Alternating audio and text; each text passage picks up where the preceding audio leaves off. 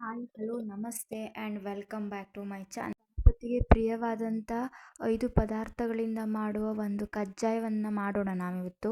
1 kg ಕಡಲೆನ ಚೆನ್ನಾಗಿ ತೊಳೆದು ಹುರಿದಿಟ್ಕೊಂಡಿದ್ದೀನಿ ನಾನು. ಹೀಗೆ ಆರು ಹಾಕ್ಕೊಳ್ಬೇಕು. ಹಾಗೆ 2 ಕಪ್ ಎಳ್ಳನ್ನು ಚೆನ್ನಾಗಿ ತೊಳೆದು ಹೀಗೆ ಹುರ್ಕೊಳ್ಬೇಕು. ನಂತರ ತಣಿಸ್ಕೊಳ್ಬೇಕು ಎಳ್ಳನ್ನು. ಹಾಗೆ ಕೊಬ್ಬರಿನ ತುರ್ಕೊಂಡು ಮಿಕ್ಸಿ ಮಾಡ್ಕೊಳ್ತಾ ಇದ್ದೀನಿ.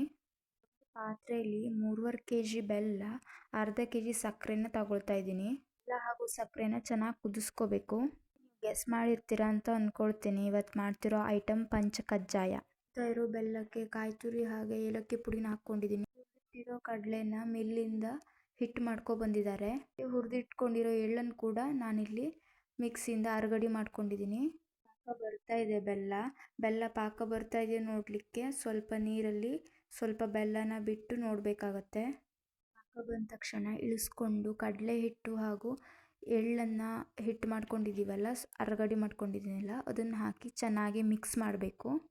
ಈಗ ಚೆನ್ನಾಗಿ ತೊಳಸ್ಕೊಳ್ಬೇಕು. ಚೆನ್ನಾಗಿ ತೊಳಸ್ಲಿಲ್ಲ ಅಂದರೆ ಗಂಟು ಗಂಟು ಆಗಿಬಿಡುತ್ತೆ. ತೊಳಸ್ಕೊಂಡ ನಂತರ ಇದನ್ನು ಒಂದು ತೊಳೆದ ಲುಂಗಿ ಅಥವಾ ಯಾವುದಾದ್ರೂ ಬಟ್ಟೆ ಮೇಲೆ ಬಿಸಿ ಇರುವಾಗಲೇ ಬೇಗ ಬೇಗ ಹಾಕ್ಕೊಳ್ಬೇಕು. ಇಲ್ಲಾಂದರೆ ಗಟ್ಟಿ ಆಗಿಬಿಡುತ್ತೆ. ಅಳ್ಕಲ್ಲಿಂದ ಗಟ್ಟಿಯಾಗಿ ತಿಕ್ಕಬೇಕು. ಆವಾಗ ಹುಡಿ ಹುಡಿ ಆಗುತ್ತೆ ಪಂಚಕಜ್ಜಾಯ. ತಿಕ್ಕೊಂಡಾದ ನಂತರ ಸಾಣಿಸ್ಬೇಕು. ಆವಾಗ ಚೆನ್ನಾಗಿ ಮತ್ತು ಹುಡಿ ಹುಡಿಯಾಗಿ ಸಿಗುತ್ತೆ. ನೋಡಿ ಹೇಗೆ ಚೆನ್ನಾಗಿ ಬಂದಿದೆ ಅಂತ. ಕಾಳು ಕಾಳು ಆದರೆ ಮಿಕ್ಸಿ ಮಾಡಿಕೊಂಡು ಮತ್ತೆ ಸಾಣಿಸ್ಕೋಬೋದು. ಕಜ್ಜಾಯ ರೆಡಿ ಆಯಿತು. ಹಾಕ್ಕೊಂಡು ತಿನ್ನೋದೊಂದೇ ಬಾಕಿ. Bye. Please like, share and subscribe.